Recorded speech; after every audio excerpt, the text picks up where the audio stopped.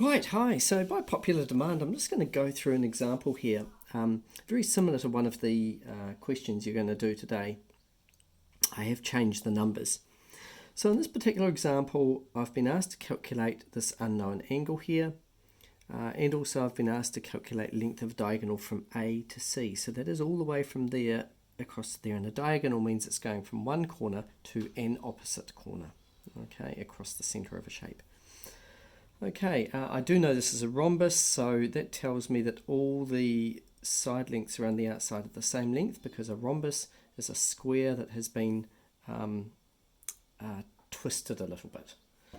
Alright, so if I have a look, I need to calculate this angle. The triangle that involves this angle, the right angle triangle, is this one here, ADE. So I might just sketch that separately.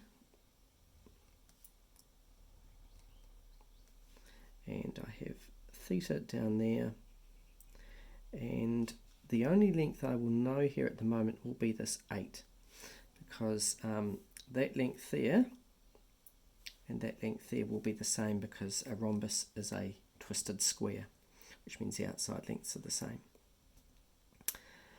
The other one I could possibly use is I could halve that 14.3, which is from there to there, because I just happen to know that a rhombus, a diagonal of a rhombus bisects the other diagonal in half. So I could use 7.15 for that length. Anyhow, now in fact I'm going to have to use that, because in order to calculate an angle, I need to have a side and a side. So I need two sides to do that. So I'm going to now say that this length here is 7.15 centimetres as well. Alright, so that allows me to calculate this angle. So the two sides that I'm working with for this problem are the side opposite the right angle is the hypotenuse. I'm not after the opposite, so I don't care about that, but I am using the adjacent, and that's going to use the cosine rule that I had earlier. So I'll just pop that there. Cos our adjacent hypotenuse, I'm looking for the cosine, so the formula is adjacent over hypotenuse. So cosine of my angle equals adjacent over hypotenuse.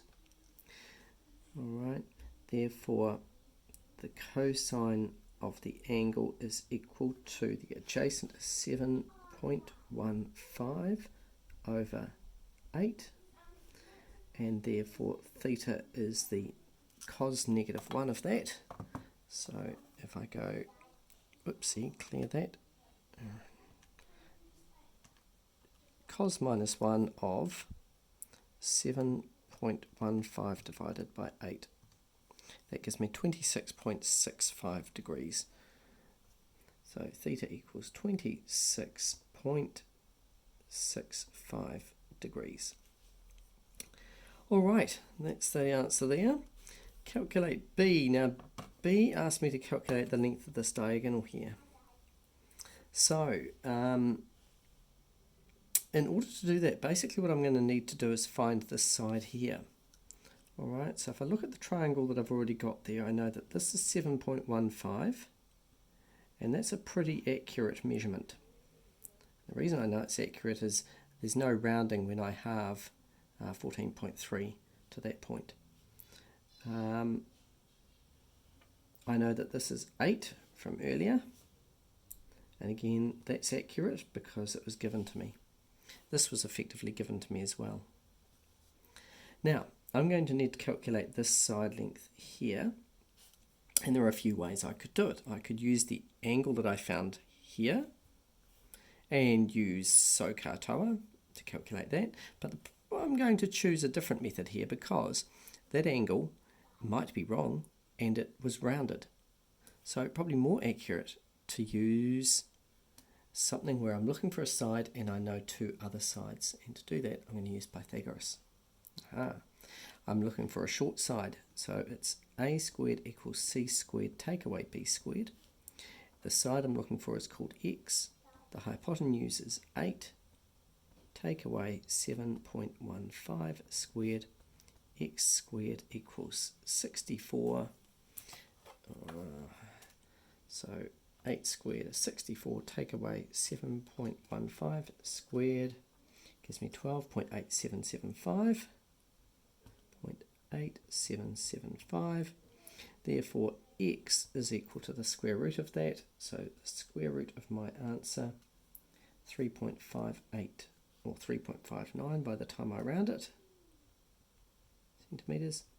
The diagonal, so therefore, 3 dots, therefore, AC, which is the diagonal, is double of that length there. All right, double of that length. So 2 lots of that answer, so 2 times my previous answer equals 7.18 effectively. So therefore AC equals 7.18 centimetres. And that's rounded to 3 significant figures. Not essential, but just tells me how accurate it is.